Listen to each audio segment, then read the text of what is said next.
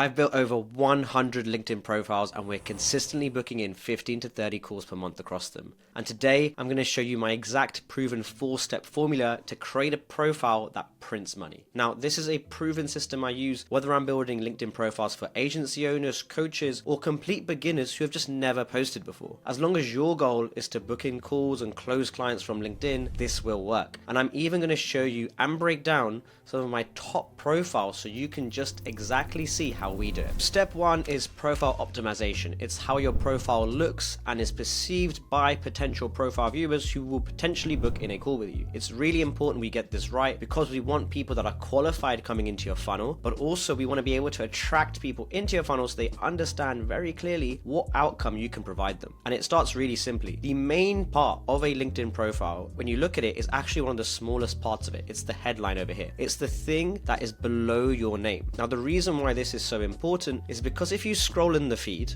you will see your public headline is available in the feed for anyone to see. So getting this right is really important. It helps people get clarity on exactly what you do in almost a millisecond as soon as they see your content in the feed. The second reason why it's so important is naturally we've all been trained to look at the headline as one of the first things we do on a LinkedIn profile to understand what that person does. So the most important key feature to get right is the LinkedIn headline. Now, when you get the LinkedIn headline right, and there's a few ways to do it, we essentially want to push that information throughout the whole profile. And I'm going to explain that very shortly. So the first thing to get right is the headline. The headline is really important to do in a certain structure, and effectively we want to communicate the outcome. What I mean by that is the headline needs to be very clear about stating exactly what thing you provide. We don't want to talk about services. That's a big no.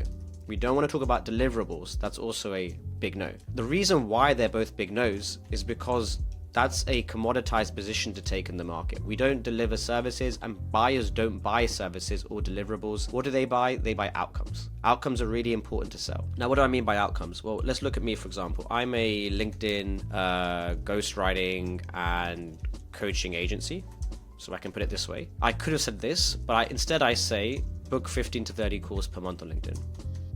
The difference is huge. People are buying the calls booked, not the service and deliverable. And that's why I don't call myself this, I call myself my outcome. Now, you should take this into account for your business too, whether you are doing CRO work, copywriting, website audits, SEO, paid advertising, you're a career coach, you're a business coach. Everything you're doing is to some end of an outcome, which is to either promise people to make more money, to have better life, to lose weight, to save more time, whatever that outcome is that you deliver, you need to communicate that very, very clearly in your headline. There are a bunch of templates we use internally, but say you've communicated your outcome very clearly in this section over here. You've said what you do, and sometimes you've even said who you do it for, which is a very valuable section. You then copy and paste essentially this idea and this message throughout the whole profile. So that means you take that verbiage that you've used and you place that in your banner. You take that same verbiage and you place that in your featured posts. You take that same verbiage and you place it in your job description, and you take that same verbiage and you place it in your about section. Now, what we're doing here is we're making congruency in the profile. We're being very clear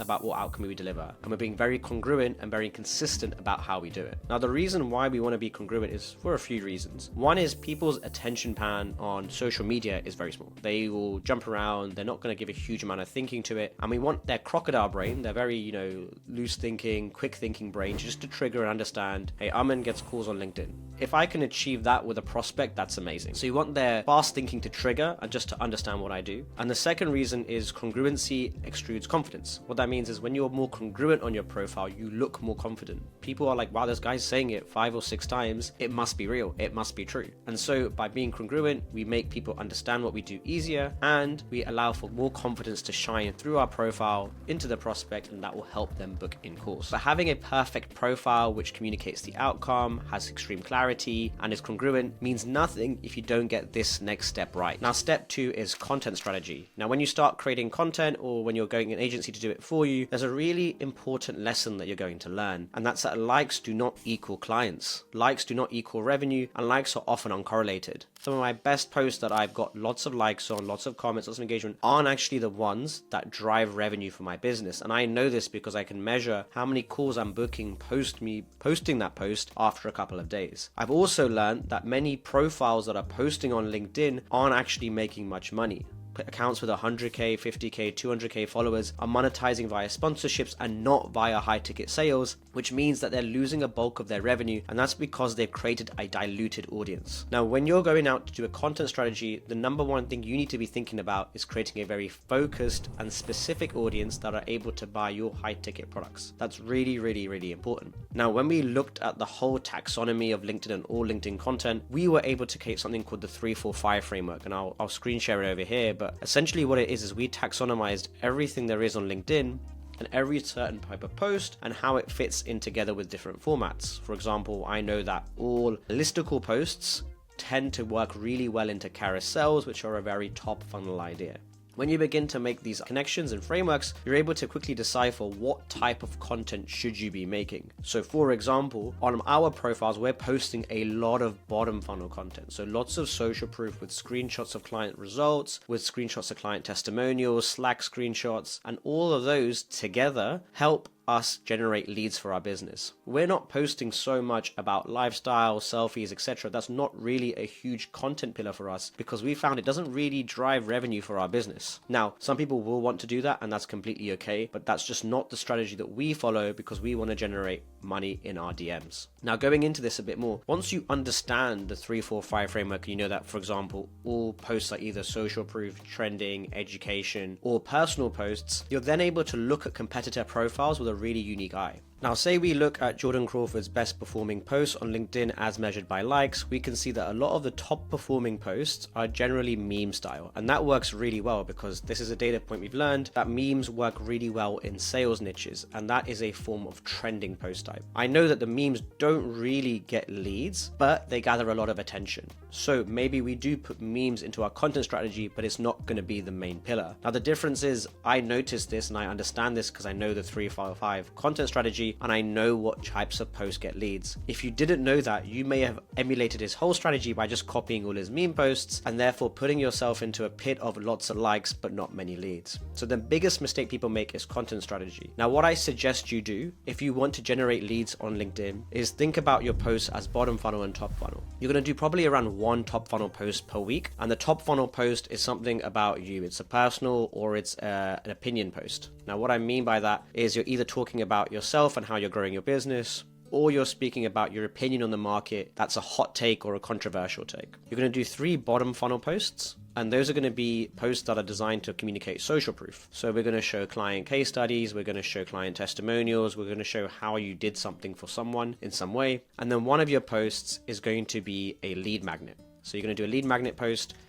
And if you don't know already, a lead magnet post is when you give away a resource for free in exchange for a comment and a connection. Now, when you do this, you get hundreds of comments, you get hundreds of inbound connections, and you're able to quickly amass an audience of people that have a certain pain point with the thing that you just gave away for free. And typically, these posts can go viral, and typically these posts are actually correlated to revenue. So what we're trying to do is do a top funnel post to just build a bit of brand and connection, 3 bottom funnel posts to communicate social proof, and a lead magnet in order to go viral and deliver an amazing resource and get in the minds of a lot of potential clients that you have on LinkedIn. Now, step 3 is growing your network. Now, you can grow your network in many ways. You can have posts that attract users to connect with you and to follow you, but you can also force your network growth by using connection requests. Now, connection requests are really powerful, but there is a quota. You can send around 100 to 200 connection requests per week on LinkedIn, and if you don't send that limit, you lose that quota for that week. So it's very important we maximize our LinkedIn quota. Now, the way we do this is through a combination of personalized connection outreach and automated connection outreach. I'm going to speak about the automated ones right now because it's the easiest one for you to set up straight away. And so this is Sales Navigator. What we're going to do is we're going to make a lead list that we can plug into automated connection outreach. So what we're going to do is firstly just search for the type of people we want to go after. So say, for example, we're going after VPs of sales,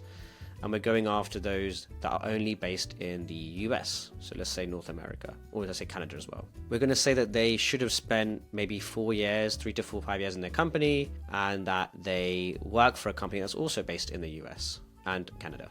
So what we get here is we get a list of 9,000 results, which is awesome. And then we can apply another filter, which is really valuable. It's posted on LinkedIn. Posted on LinkedIn is an awesome filter because it's basically a proxy for activity on the platform. It's the best proxy we have on LinkedIn, i.e. there are people obviously that are active on LinkedIn that don't post, but if you're posting, you're definitely active. So I can toggle this filter and I have 2,000 awesome leads. Now I can copy and paste the URL from the Sales Navigator search, head over to HeyReach and create a campaign. I can create a new lead list and I can fill that lead list up with profiles. So I can literally come in here, call it test, do a search. I can select some senders and I can start importing. Now when I import this, what it's doing is it's scraping from Sales Navigator and putting all those leads into HeyReach for me. And that's really good because it means I don't have to use any external scraper tools whatsoever. Now once you've imported the leads, you create a sequence which effectively just sends a connection request, and it should be a blank one, and then you click continue, and then you just simply click launch campaign, and that's it, it's all done. And that's awesome because the next thing you can do is you can go into LinkedIn and look at your recent connections, and you can manually message all these people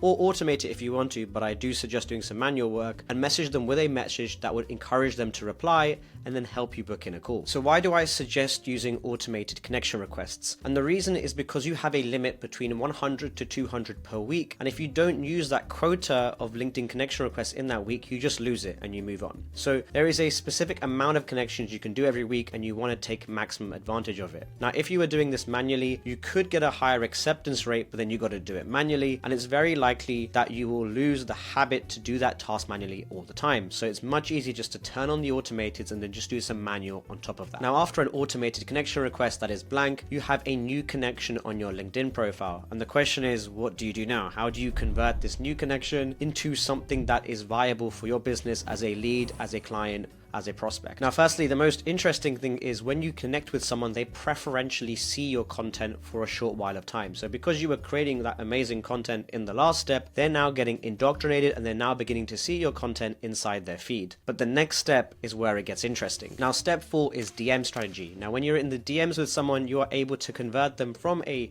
person that knows about you and that is aware you exist into a conversation and then into a booked call. And I'm going to show you very quickly how to do that exactly. So the very first thing you're going to do is going to head over to your connections and look at recently added people. When you look at recently added people, you can begin to identify the new connections that you can start conversations with. It even tells you when you connected with them, what their headline is, etc. So you can very quickly qualify people in and out for your offer. So let's say Alex Vaney is an interesting lead for me. I can literally hit message and craft a message to him. So I would open up his profile and I would look at what he does, what he is doing, and try to create a personalized message with an observation and then a question thereafter to get a conversation moving. So it might look something like, said hello Tim, I've made an observation, I've humanized myself, made a little bit more of a relaxed conversation. And this can be as simple as a simple outreach. It's clearly not automated, it's clearly personalized, and I'm clearly going after the right person. I'm then going to go into his profile and maybe like and comment on some of his posts just to get it moving. So I'll like on this one. So I'm going to appear in his notifications and I've sent him a DM, and that's how I start a conversation. This should get a response. Now once I've started a conversation, how do I convert that conversation into a book call? Well, actually I need to qualify and I need to probe. So after you've opened a conversation, the first step is opening. The second step is qualifying and probing.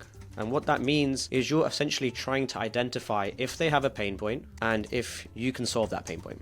And the way you do this is by asking questions. You ask simple questions designed to take that user or that prospect down a journey to understand if they have a pain point that you can help with. And it might be things like, oh, I don't know, how's your conversion rate on your website? How's this? How's that? You're asking questions in order to progress that conversation down the line. Now, after you've asked enough questions, and there is a flow to do that, you can then go into the snatch. And the snatch is when you book in a call. So at some point you can say, I think we can help with that. And you offer the chance for them to speak with you. Now, we use this flow in a bit more depth across many of our profiles, and it's consistently booking in calls because this is how normal people speak. They have a conversation, they get to know each other, and then it converts into an opportunity for you as the service provider, as the coach, as the agency owner, to help them get a better position in whatever they're doing so that they can achieve their goals. Now, let's say you've booked in the call, you have the prospect on there, and you're doing a discovery. Well, the very first thing you're doing is you should remember that they already know who you are, what you do, and how you serve people. It's amazing because they've got to consume your content before the call, and they know you exist from a social proof perspective. So your call is going to be much, much better compared to all of your cold leads, compared to your cold emails or your ad traffic. Now, on this call, you want to do really simple discovery to help understand what they do, how they help people, and what their pain points are. After you get an idea of what's going on, there are a few sales tips I recommend. Firstly, you should mirror their tonality and language. So whatever language and energy they're giving off to you, try to mirror that back to them. It's simple things. It's like if they're very deliberate with their word choices, you should be kind of deliberate too. If they're a fast speaker, they should also be a fast speaker. Just try to mirror what they're doing, because when you mirror someone, they enter like you more, and it's going to increase your close rates. The second thing that you should do is when you go into your pitch, you should pitch for your full retainer of whatever you're doing. But sometimes your lead is not qualified for your main service or your main retainer. In this situation, I highly suggest pivoting to a micro offer. Now, you might not have heard what a micro offer is, but a micro offer is when you create a service that is priced between $500 to $2,000 and you treat it as a small standalone service which you can deliver very easily. Now, the idea is just because they can't qualify for your main retainer, your main high ticket service, doesn't mean they don't have budget and they don't have a pain point worth solving. If you can create a microservice, something that's a small part of your main delivery, or something that's done with you, or DIY, or standalone, you can give it to them for a much cheaper price point. And the effective script you say is, hey, I know that we have this main thing and it's probably not right for you for XYZ reasons, but instead I think this other thing, this micro offer,